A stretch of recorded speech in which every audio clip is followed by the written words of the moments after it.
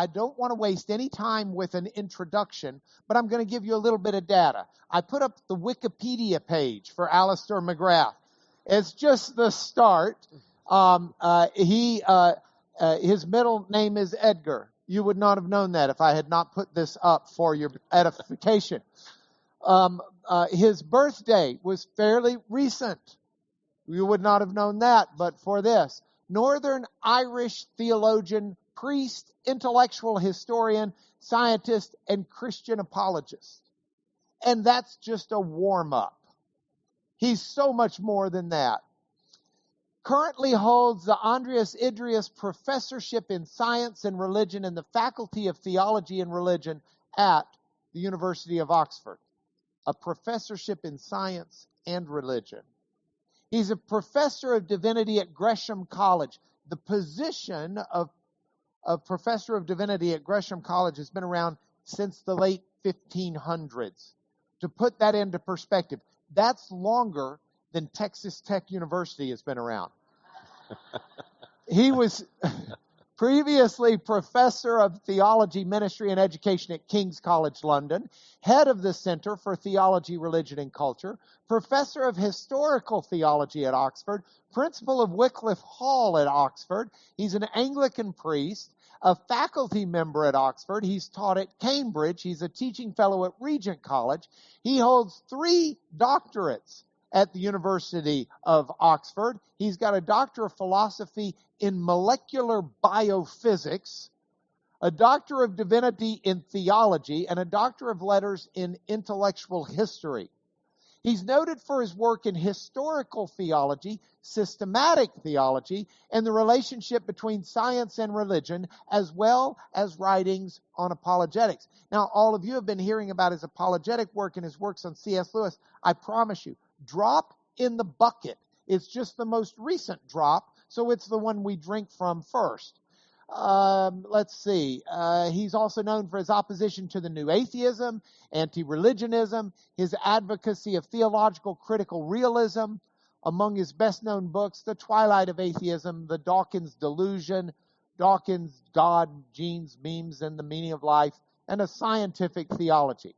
Numerous popular textbooks on theology. You can't go to a seminary where his books are not used as textbooks. You can't go to a Christian college where his books are not used for textbooks. You get him for free.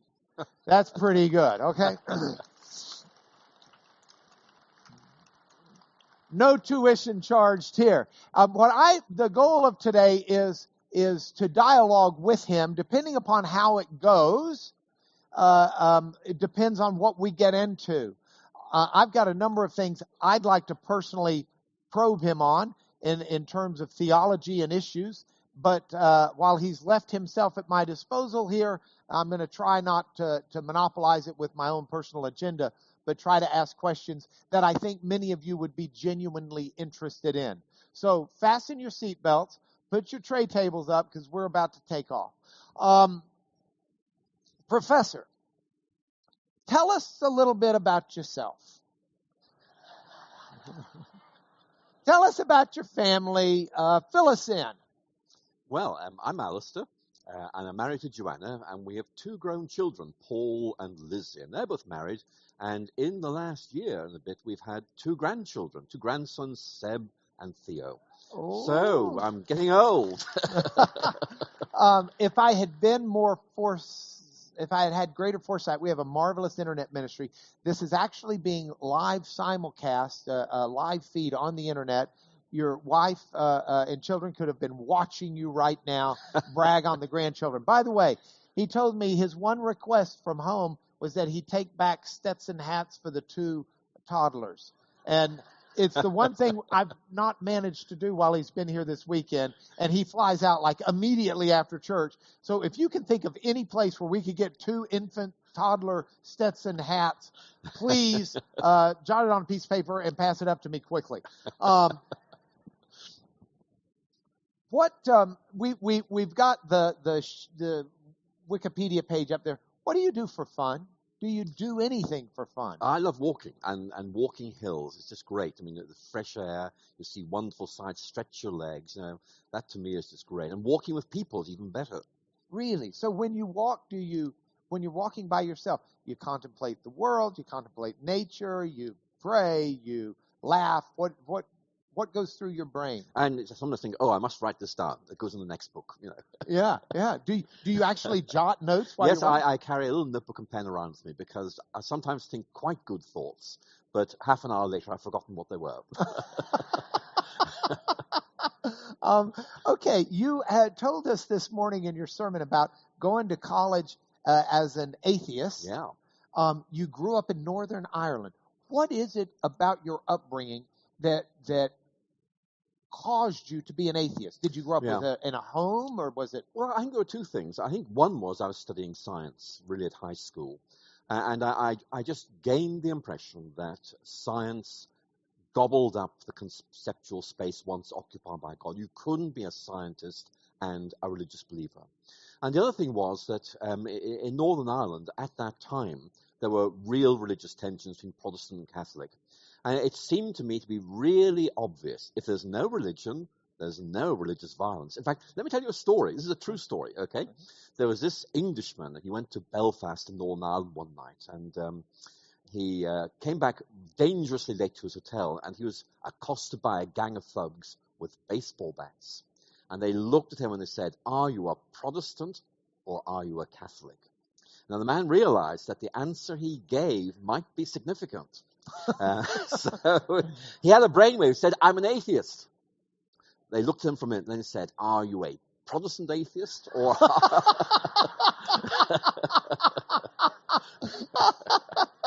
So those two things, really, science and religious violence, that seemed to me to clinch the deal. Okay. What caused you to go to Oxford? Why Oxford out of all I your love chemistry, and the best school for chemistry in the UK was Oxford. So it just seemed to me, if I could go there, that's where I was going to go. Did you have a path of, you referenced Paul in your sermon in the opening and in conclusion. Paul's on the road to Damascus to arrest Christians. He had a purpose, his own purpose in his life. Did you have a direction you thought you were headed when you went to get your chemistry degree? My thought was I would simply be a research scientist, but I didn't think any further than that. And really, it was just, I expected my time at Oxford to confirm my atheism and, in effect, to launch me on a career doing scientific research. As far as I was concerned, that was it, really. I love the passage in Revelation where Jesus says, "Behold, I stand at the door and knock. And if you would open the door, I'd come in and sup with you." When did you first begin sensing or hearing a knock? I think just before going to Oxford, I was reading lots and lots of books in preparation for going.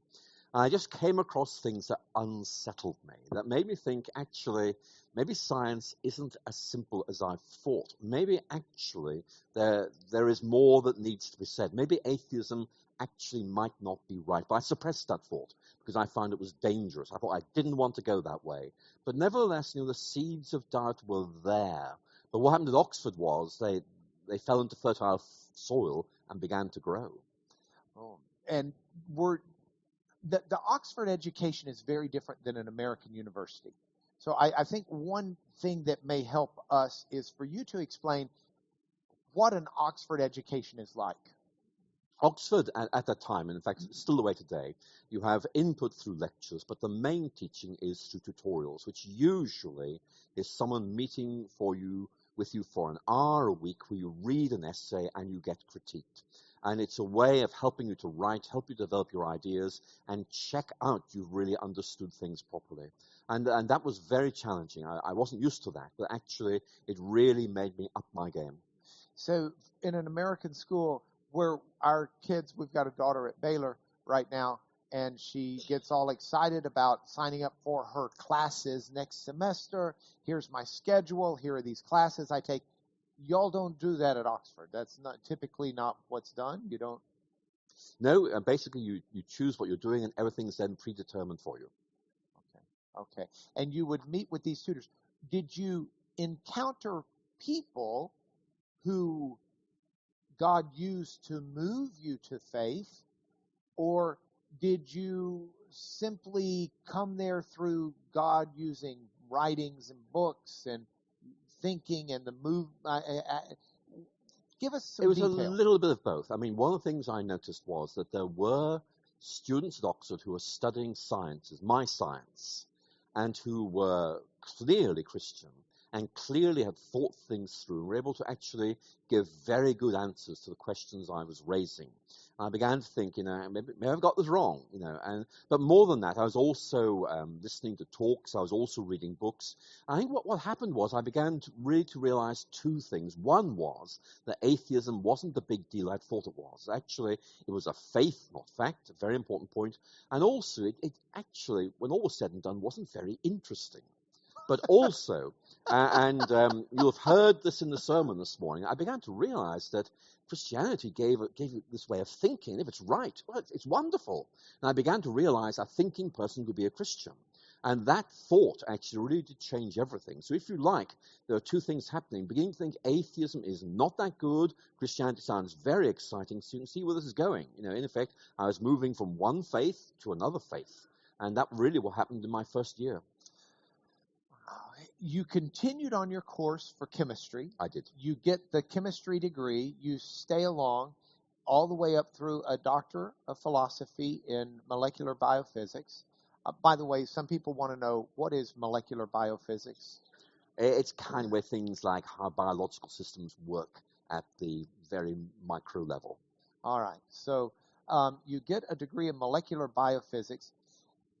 I've actually read one of your peer-reviewed articles that you published as a scientist fairly soon after getting that degree.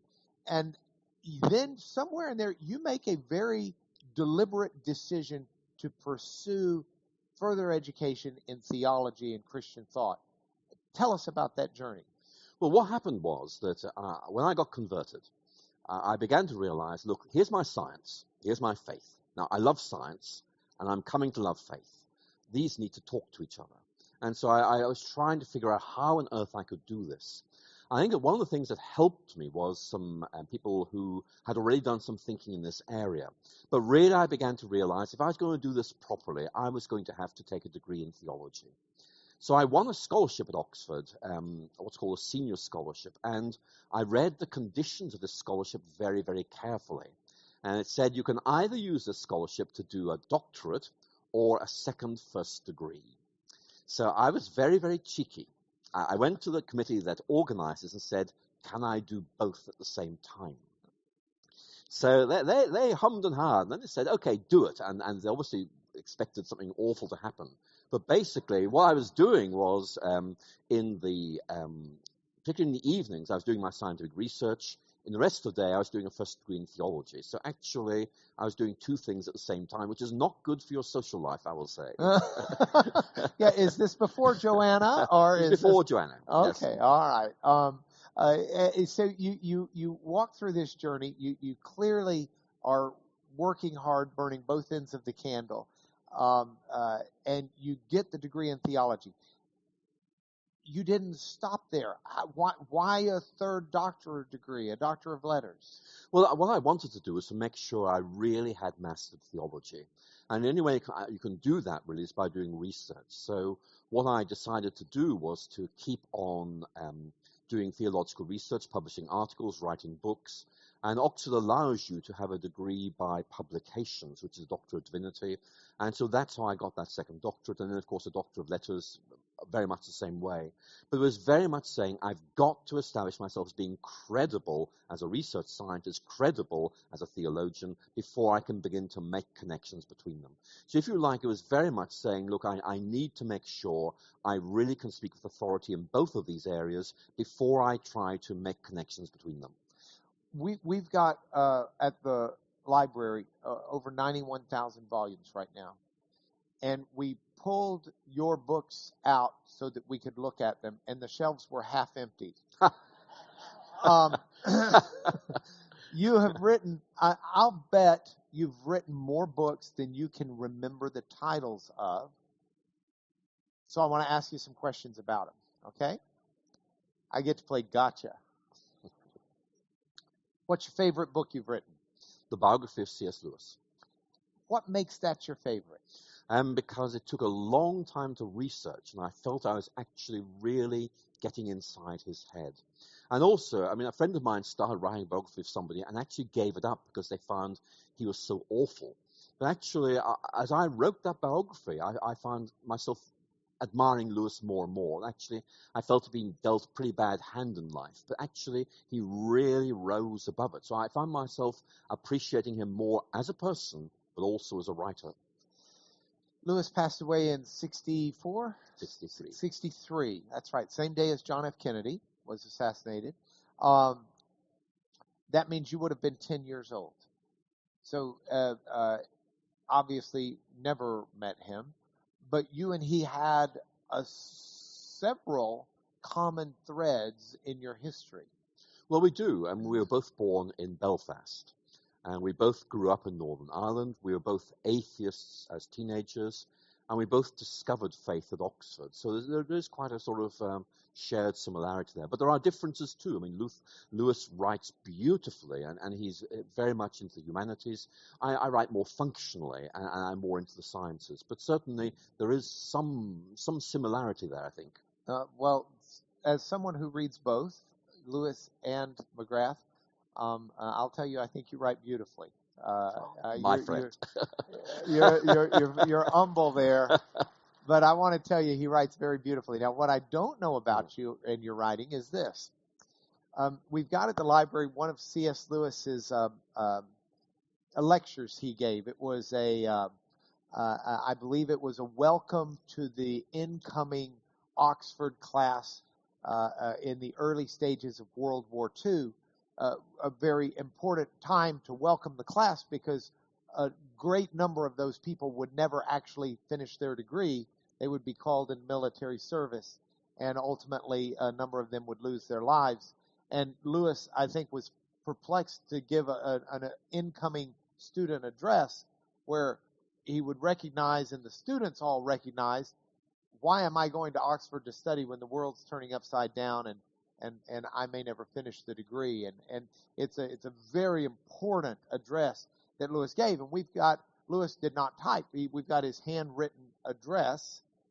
And Professor McGrath was in town looking at it a few years ago, and he pointed out to me, I don't know that you remember this, it's in passing for you in your life, but it was a significant thing to me. He pointed out to me, he said, Lewis wrote beautifully, but look at his address. He edits very little. He's able to write beautifully in a first draft. And I thought, that's an incredible point. My question to you is, do you edit much? I need to edit a lot. I have a friend called Jim Packer who's at Regent College in Vancouver, and someone was trying to explain to Jim Packer how computers worked and how word processors work. And they said, this wonderful thing called edit feature. You can move blocks of text around, things like that. And Jim apparently replied, well, actually, I just don't need to do that. But I certainly do. I certainly do. And I think that what I tend to do is it's like, you're putting something down, like a wine or something, and I'll start writing something, I'll come back to it, I'll rewrite, I'll come back to it again and again. And sometimes the final draft doesn't look much like the first draft at all, but it's just a process of emergence. And actually, I find it quite therapeutic. I quite enjoy editing. Okay. Are there any books that you've written where you say, I wish I had done that? Where you could call it back and rewrite it, or you've changed or moved or grown, anything where you were wishing you could hit the recall button? I think every author sometimes finds that they publish a book, and as it's in press, another book appears, which actually either makes the same points or even better than yours. And you think, oh, why did I publish that? It's out of date before it even hits the shelves. So there is a bit of that. But also, some of my earlier books, I think perhaps I wrote rather hastily. And one of the things I've learned is you really got to take time over this. That actually you've got to look at expression, you've really got to look at structure.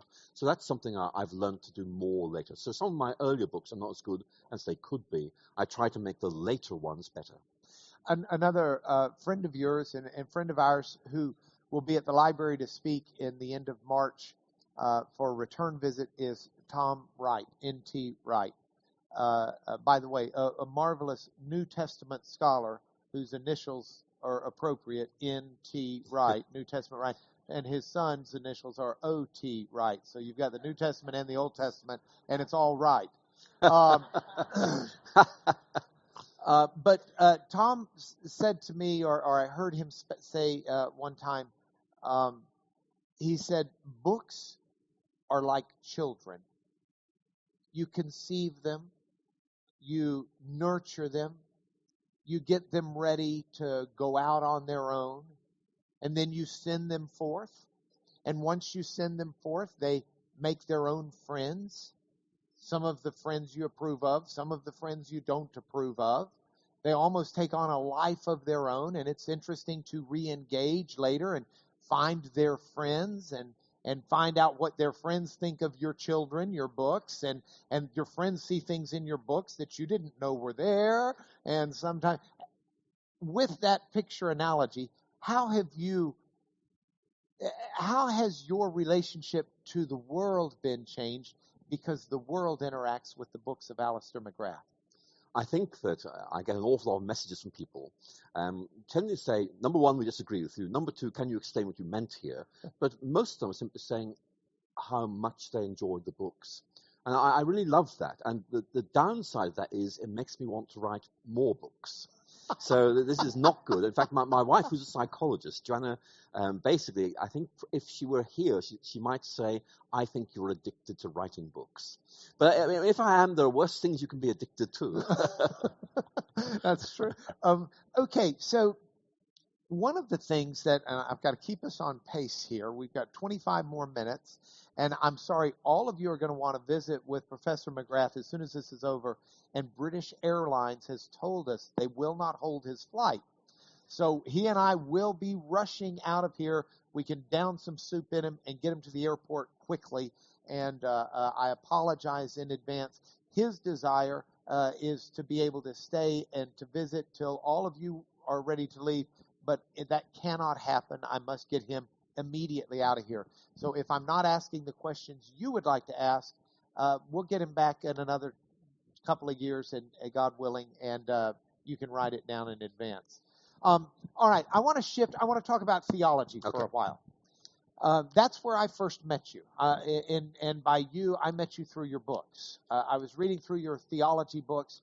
What is it that drew you to theology, and why is theology important to us? Well, I think Christianity is a very rich faith, and it speaks to us at multiple levels. It engages with our imaginations. It speaks deeply to our hearts.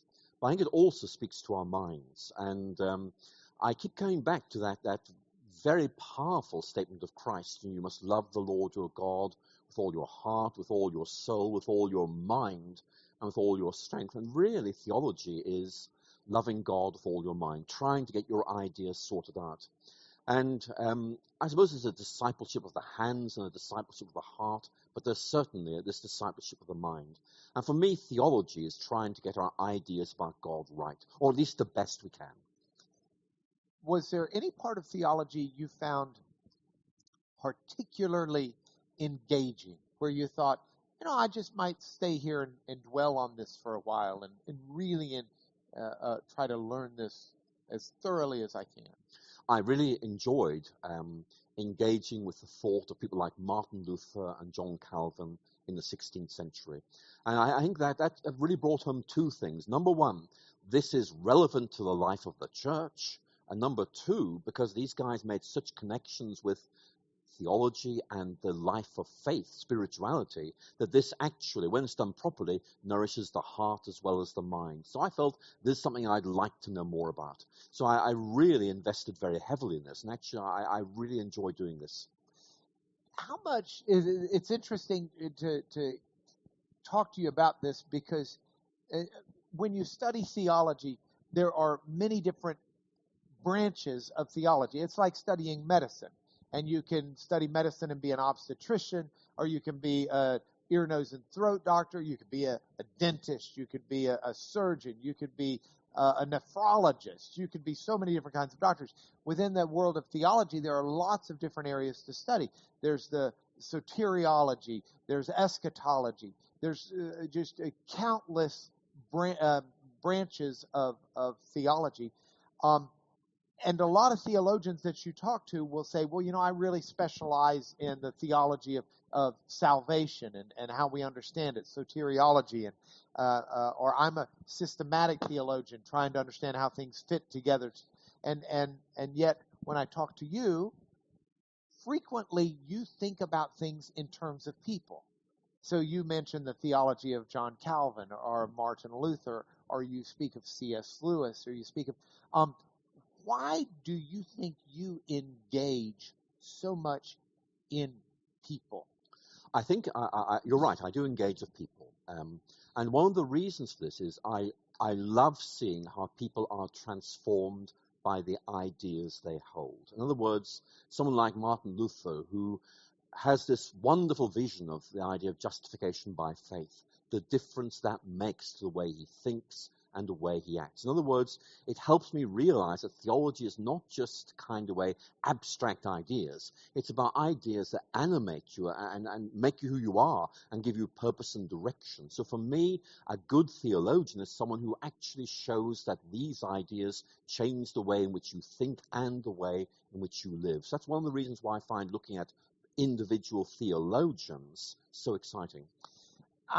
Somewhere in here, you clearly have a heart for people.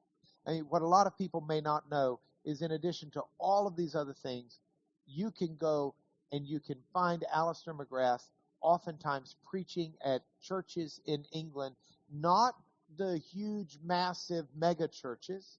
He will go into the smaller towns where the churches have a very small attendance, and he will preach and he will minister and he will touch the lives of people. And there aren't a lot of theologians and writers and Christian thinkers who will so readily engage in everyone that they meet. Have you always been that way, or is this something God's cultivated? Let me tell you what I think. I mean, I see myself as someone who understands Christianity reasonably well. And I see myself as someone who really therefore has a responsibility of helping ordinary Christians to think through, what's this all about? What difference does it make? And I love ministering to congregations because it grounds me. It makes me think, how is this going to affect the way this person is living? How does it help them cope with this situation?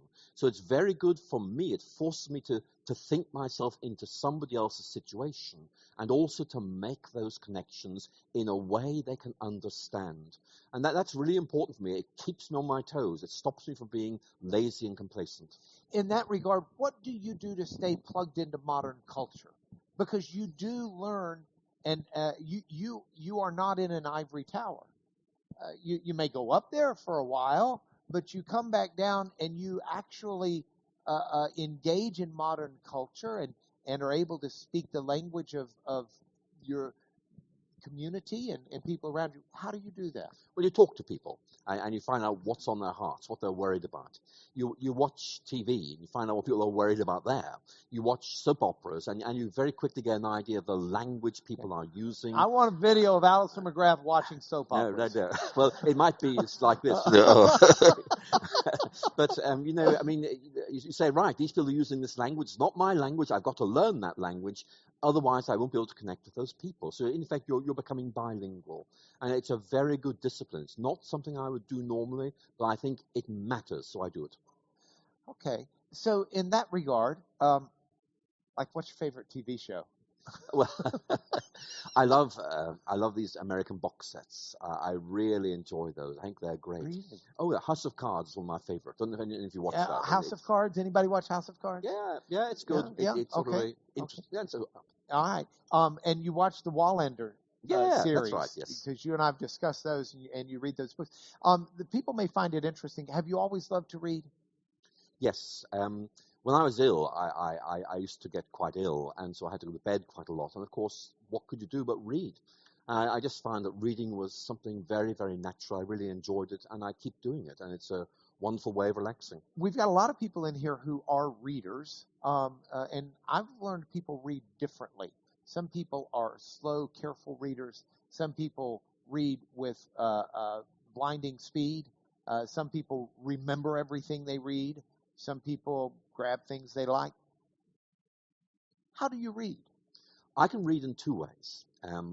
One is speed reading, which I do very, very quickly. It's when I'm reading a book, trying to find out what the arguments are. And I can read a book in 15 minutes, okay? But then, there's another way of reading, which is you press the slow button. And the slow button is, I'm going to enjoy this. And so you take it slowly. You enjoy the style. You really enjoy characterizations. And actually, that's what I do when I'm reading novels. When I'm reading textbooks, that sort of stuff, you're reading quickly. You're looking for the ideas, but very often you read to enjoy. And that's what I really like doing. Very good. When you write, do you write with the idea that people will speed read or people will read with joy? Yeah, that's a good one. One thing I learned from C.S. Lewis is this. C.S. Lewis said that actually you've got to ask the question, how will this sound when it's read aloud? And actually, if you're a preacher, you're doing it all the time. You're saying, now, how is this going to sound? And actually, I tend to do that. It's almost as if I'm reading something aloud to myself. How does this sound? And then if I like it, I'll write it down. So actually, writing can be quite slow because you're trying to get the pauses right. You're trying to get the sounds right, trying to get the sentence length right. So actually, it's great fun to kick these things around, see where they end up. Speaking of Lewis, you clearly had an interest in him from early on, but somewhere your interest kindled into quite a flame, and you've spent a lot of time and energy on Lewis in the last 10 years or so. What was it that precipitated this corner of you really going down Lewis Lane with great intensity? Yeah, that's a good question. I mean, when you come to faith, you're looking for people to help you. We all do that. We find traveling companions who will help us to think things through. And Lewis was one of my traveling companions in my early stages of faith. And I liked him, and I enjoyed reading him, but that was really the level it stayed at. And then I think it was probably at Oxford in the 1990s when I was teaching a course on theology and began to realize, actually, Lewis says some useful things that could be developed further. And I began to go deeper. And then in 2006, I got a new job in London, and they promised me lots of research time. And I sort of began to think, look, I want a big project. And I thought, Lewis's 50th anniversary of his death is coming up in 2013. I've got plenty of time to research him properly if I were to write a new biography. So in effect, I gave myself the space to really do that properly. And actually, that I think is one of the reasons why it's my favorite book. I really was able to read him properly and do justice to him. Yeah, the research that Alister did, I remember I was driving him to the airport one time, and I was talking to him about it when he was in the middle of this research. And I want to probe all of y'all. How many of y'all have either read or at least seen a film adaptation or something, somewhere touched a writing of C.S. Lewis?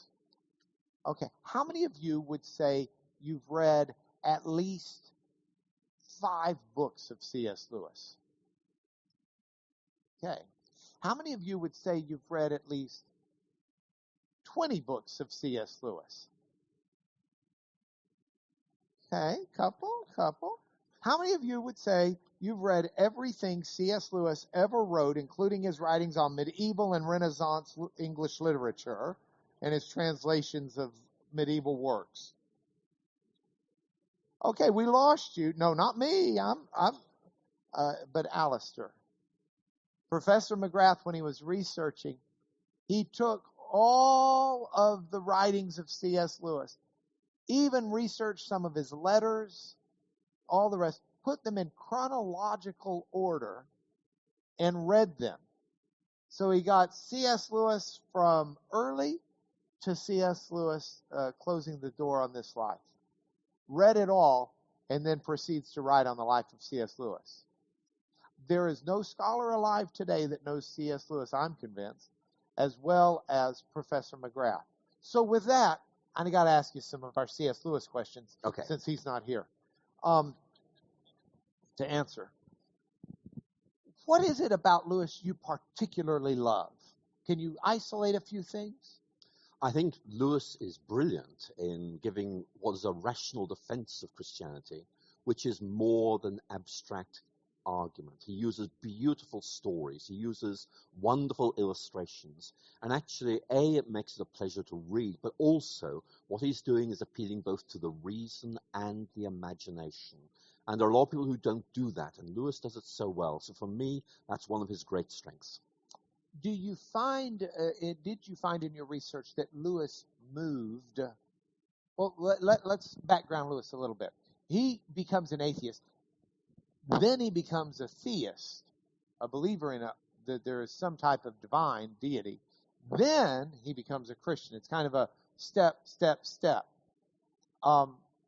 Help us remember, or for those who may not know, what seemed most compelling moving him to theism, and then what seemed most compelling moving him to Christianity.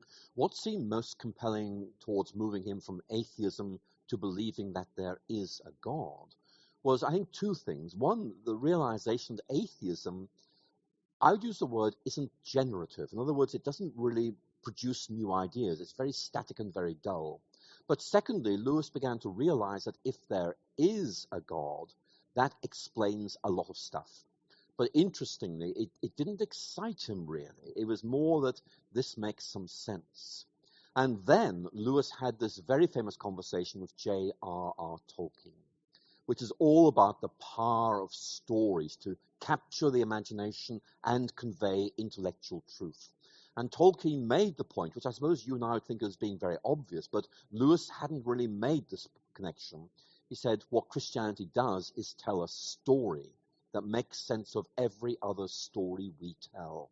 And once Lewis saw that, then it was not abstract God. It was much more the story of God's engagement with the world, salvation history, Christ, and suddenly, if you like, it was as if somebody had opened a door, turned a light on, it made sense, and it was a transformative moment. Okay, so just in our practical terms, my son-in-law is talking to someone right now who's willing to engage this idea that maybe there is a God, maybe are gods, maybe there's something beyond atheism. But then the question that JT has is, where would we next move in this dialogue to help him understand that it's the Christian God that is real? Is there anything that you have to offer to help? Well, I think there's a lot we could say there, but here's one idea I've always found helpful, and that is to say, look, I believe in God. Now, let me tell you what I mean by that and the difference it makes. And I think it's that second point, the difference it makes, because a lot of atheists think believing in God is in effect adding one extra item to the list of things you think are real. And what you've got to try and do is say, no. If this is real, it changes everything. It suddenly means that you're moving from no meaning to meaning. It's a massive transition. And what we need to be able to do is explain the difference this makes. Tell them stories about the difference it makes, or in effect say, look, this means when I face uncertainty or suffering, this is the difference it makes. And what we've got to try and do is almost explain not so much faith itself, but the outcomes, the difference it makes to our lives. And you don't need to be very good with words to do that. It's very much helping people to see that Christianity is not simply true, it's real. It actually is transformative. And the key thing I'd say actually to all of you here today is you don't need to feel you're very academic or good with words. You can just say, look, for me, the difference my faith makes is this. And actually that will bring home to people, this is a life changer. And that's the key point we need to get across. I know Beth is sitting there, and so it's in my brain. A number of you wind up tweeting and wind up posting on Facebook comments about class and what have you. That's very quotable. Christianity is not just true, it's real. I like that. That needs to go viral. Tagline, Alister McGrath, hashtag biblical literacy class rocks. All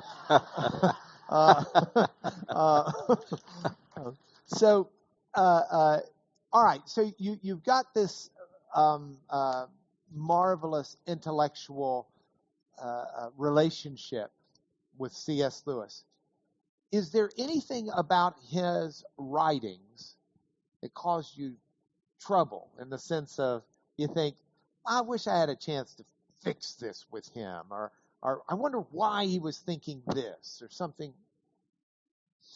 I think there are points where I read Lewis and I think, I don't want to criticize him because he's a better writer than I'm ever going to be, but there are things there that I find difficult. I think some of the things he says about women in his writings might be better phrased, if I can just put it like that. I think I see what he's trying to say, but it's not what he actually says. So that's one area.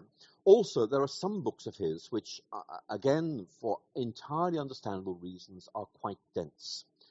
Those of you who enjoy reading Lewis, you'll probably know that the two books that don't sell well are The Pilgrim's Regress, which is a very, very early writing, but then a later work, which has just slipped my mind at the moment, is lectures he gave at Durham, which is all about men without chests. It'll come back to me. I'm blanking on it. Abolition of Man, yes. They're both extremely important books, but they're dense and actually quite difficult to read. And I understand why, but if you come to either of those from mere Christianity, you just feel you're stepping into a different world altogether. One of the Lewis books I read in high school was the Screwtape Letters. Oh, yes. And I was reading, and I just set my course to read a few a night, almost treating it like a devotional. I found it very disturbing. It really messed me up, and I quit reading it in the middle because I just didn't like what it was doing to my brain. Was there any part of Lewis where you thought, I got to get through this real fast. I'm really not enjoying this? I think that the novels I would single out are what we sometimes call the science fiction trilogy.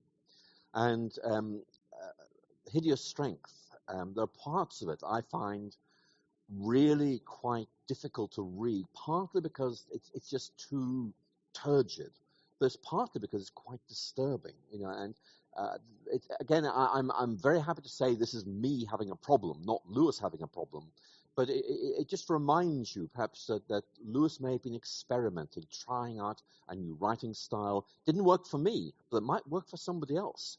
But then I say, hey, there's so many other things like Surprised by Joy, Mere Christianity. Those are great. So I forgive the books where I find difficulties. Okay, favorite Chronicle of Narnia. Which one? Well, for me, it has to be The Lion, the Witch, and the Wardrobe. And actually, if sales figures are anything to go by, that's most people's pick. Okay, and why that? You told us some about it this morning. That may have been the answer in your sermon. But what is it about that you particularly like? Well, people here may disagree, but as I read The Lion, the Witch, and the Wardrobe, it's almost self-contained. It could end, and you'd still walk away and say, that was really good. In other words, you don't need to have the other Chronicles of Narnia. It ends so well. But I think the way in which Lewis builds up this discovery, they talk about Aslan. Who is he? And the gradual disclosure of who Aslan is, what he's like, is beautifully done. And the descriptions of characters, the descriptions of scenes, they're lyrical at points. And it's just a wonderful book to read and read again, I think. As a fan of all of them, I'm particularly partial to The Voyage of the Dawn Treader. I find myself often in the duffel puds, the one-footed creatures that bounce around that are absolutely convinced that the master who has provided this stream that comes right by them so that they can draw water is trying to trick them into doing something that's surely messed up, and they would be much better served by bouncing on their one foot several miles away to get their bucket of water, which half splashes out when they come back, because that master cannot be trusted. And I found there such a graphic picture of the way we are with God, who tells us very simply, here's what's best for your life, and it's not always going to be great, but this is what you need to be doing. And we so often think we know so much better than him, and he must be trying to trick us. Do you find in Narnia any of the characters where you say, "Oh, that's been me. That's me"? I think I do. I think sometimes I'm a bit like Eustace Scrubb, going back to the Voyage of the Dawn Treader. And all of you have read that book, the very famous scene, which is sometimes called the undragoning of Eustace. Where in effect Eustace gets changed into a dragon. In other words, he becomes what he really is, actually. And then decides he doesn't like this very much. He would rather like to be Eustace again, and tries to scratch off the dragon scales and discovers he's trapped. And is unable to break out of this. And then the marvelous scene where Aslan, in effect, scratches off the dragon scales, plunges into this healing well, and transforms him. It is a marvelous description of the transformative work of grace, doing something we could never do. I needed that grace. I'm sure there are many here who'd speak of that. But Lewis used a visual image, which in effect speaks to us of our inability to change ourselves, but of God's ability to change us instead. Okay, trivia question for the class. What does C.S. Lewis have in common with the singer-songwriter Paul Simon? Okay, well, this isn't technically a legitimate question because it's just my opinion. So you'd have to be clairvoyant to have gotten the answer. But I find Paul Simon must work really hard. The first line of all of his songs is so engaging, and it's so much better than the rest of the song. The Mississippi Delta was shining like a national guitar. I mean, he's just got these great first lines. The first lines of C.S. Lewis's Narnia books, at least, always, the Voyage of the Dawn Treader is what you just reminded me. There once, and I may have a word wrong, but cut me some slack. Okay, this is not rehearsed. There once was a boy named Clarence Eustace Scrubb, and he almost deserved it. Yeah, I think that's right. Yep. I love that line. Okay, we are just about done, but one of the things that I do at the end of class in my brain is I try really hard to leave us with something that makes a difference. It's something we can talk about over lunch. It's something that makes a difference with us at work or at home or at school. What is God speaking in the life of Alister McGrath right now? What lessons are you learning that you could, in a nutshell, translate into a lesson for us to take home so that we draw closer to the Lord? Well, one thing I have been thinking about, and you very kindly mentioned it was my birthday recently, and I've been thinking, look, I'm getting old. I know it's a relative term, but, and I've got to ask questions like, what do I think I'm meant to be doing, and am I actually doing them? And if you like, I've just taken the opportunity of each birthday as it comes to say, look, what do I think needs to be done that I could do, and am I doing it? In other words, challenging myself as to whether I'm getting lazy and complacent in my old age, or whether actually there are fresh things I should and could be doing to try and ask, how discipleship works out in later life. So those are questions which I'm sure many here this morning are thinking about, but something I find myself also beginning to reflect on. When I was young, I just thought, there's so much space to do the stuff I think I'm meant to be doing. Now I'm beginning to think, actually, there isn't perhaps all that much space left, and I think there's still a lot to do. What should I be doing? And so if you like, it's just a challenge to myself to ask, what should I be doing, and what am I doing about it? Fantastic. So on that note, that's our point for home, I guess, for all of us to be asking that question. I really was challenged by Pastor McGrath this morning's passage in his sermon of whatever your story is, whatever God has brought in your life and my life, whatever history you've got, all of the good and all of the bad that needs redemption. Bad things you've chosen to do, bad things that were done to you through no choice of your own, all that you've got and all that you are that brings you here today, God has for you and for each of us, for me, for Alister, a direction and a purpose and a way to use us for the good of his kingdom. Our only question is here am I, Lord, send me. It's a question of willingness. It's a question of us engaging our minds and our volition with a recognition that we're going to seek it out by His grace and enlightenment, and then by His strength and power, do the best we can. So that's our challenge. Would all of you join me and stand up and let's say a word of blessing over the class, and then you're dismissed, and I look forward to seeing you next week. I commence the section of ending of the Why I'm Not, and I'll be talking about why I'm not Jewish, ... or am I? So, Father God, we ask you in the name of Jesus Christ, by the power of your Holy Spirit, to bless all who are here. Father, clean out our ears to hear you. Open our eyes to see you. Soften our hearts to respond to you. Grow us day by day, transforming us into the image of your Son, so that we can show His likeness to this world. Give us the compassion of Christ, the concern of Christ for others, the mission of Christ to bring your light into the world and scatter the darkness. Amen.